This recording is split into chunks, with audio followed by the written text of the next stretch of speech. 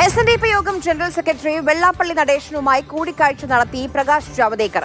വെള്ളാപ്പള്ളിയുടെ വർഗീയ പരാമർശങ്ങൾ അത് വിവാദമാകുന്നതിനിടെയാണ് BJPയുടെ മുതിർന്ന നേതാവ് ആലപ്പുഴ കണിച്ചുകുളങ്ങരയിലെ വീട്ടിലെത്തി വെള്ളാപ്പള്ളി നടേശനെ കണ്ടത്.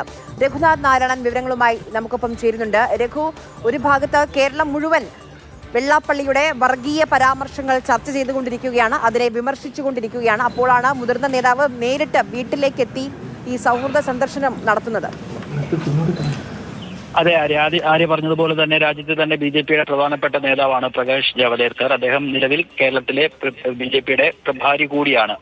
ഈ സന്ദർശനത്തിലൂടെ BJP നൽകാൻ ഉദ്ദേശിക്കുന്ന രാഷ്ട്രീയ സന്ദേശം എന്ന് പറയുന്നത് വെള്ളാപ്പള്ളി നടേശൻ ഒറ്റയ്ക്കല്ല, അദ്ദേഹത്തിനെതിരായിട്ടുള്ള നീക്കങ്ങളെ രാഷ്ട്രീയമായി തന്നെ നേരിടാനും വെള്ളാപ്പള്ളി നടേശന് എല്ലാവിധമായ പിന്തുണ നൽകാനും BJP എന്നുള്ള രാഷ്ട്രീയ സംഘടനയുണ്ട് എന്നുള്ളൊരു സന്ദേശമാണ് BJP പുറത്തേക്ക് നൽകാൻ ഉദ്ദേശിക്കുന്നത് എന്ന് മാത്രവുമല്ല, ഇന്നലെ BJP ജില്ലാ കമ്മിറ്റി ഓഫീസിൽ യോഗം ചേർന്ന് വെള്ളാപ്പള്ളി നടേശനെതിരായ സമൂഹ മാധ്യമങ്ങൾ ഉൾപ്പെടെയുള്ള പ്രചരണങ്ങൾക്കെതിരെ രാഷ്ട്രീയമായ ചെറുത്തുനിൽപ്പ് തീർക്കാനും BJP തീരുമാനിച്ചിട്ടുണ്ട്.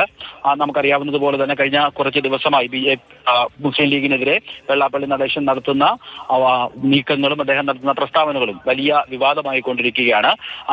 വെള്ളാപ്പള്ളി നടേശൻ പ്രത്യക്ഷത്തിൽ സർക്കാരിനോടൊപ്പമാണെങ്കിൽ പോലും CPM-നോടൊപ്പമാണെങ്കിൽ പോലും CPM-ന് ഒരു ഘട്ടത്തിലും ഈ പരസ്യമായൊരു സമീപനം ഈ വിഷയത്തിൽ സ്വീകരിക്കാൻ വേണ്ടി സാധിക്കില്ല. ആ അവസരം രാഷ്ട്രീയമായി മുതലാക്കാനുള്ള ഒരു ശ്രമമാണ് BJP നടത്തിക്കൊണ്ടിരിക്കുന്നത്. അതിന്റെ ഭാഗമായിട്ട് തന്നെയാണ് BJPയുടെ രാജ്യത്തെ തന്നെ മുതിർന്ന നേതാവ് കണിച്ചുകുളങ്ങരയിലെ വീട്ടിലെത്തി അദ്ദേഹത്തെ സന്ദർശിക്കുന്നതും പിന്തുണ അറിയിക്കുന്നതും. ഉച്ചയ്ക്ക് ഊണിന് ശേഷം മാത്രമേ പ്രകാശ് ജാവദേക്കർ കണിച്ചുകുളങ്ങരയിലെ വെള്ളാപ്പള്ളി വീട്ടിൽ നിന്ന് മടങ്ങുകയുള്ളൂ. ഏകദേശം 3 മണിക്കൂറോളം അദ്ദേഹം വെള്ളാപ്പള്ളി നടേശന്റെ വീട്ടിൽ തന്നെ ആയിരിക്കും.